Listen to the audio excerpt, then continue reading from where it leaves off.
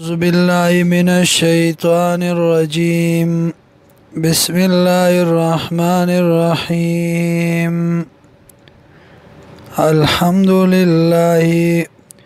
ټول صفتونه د خدای توب الله لردي، رب العالمین چې رب د مخلوقاتو دی، الرحمن عام مهربان دی، الرحیم او خاص مهربان دی، مالک یوم الدین مالک درز د قیامت ته، ایاک نعبدو خاص تعالی را عبادت کو منگا، و ایاک نستعین او خاص تان امداد غواړو منگا، اهدنا الصراط المستقیم کلک منگا پلار نیغا، صراط الذین لار داغ کسانو انعمت علیهم چتا احسان کرده پاغی بانده، غیر المغضوب علیهم نلار داغ کسانو چه غضب کرده شوید پاغی بانده،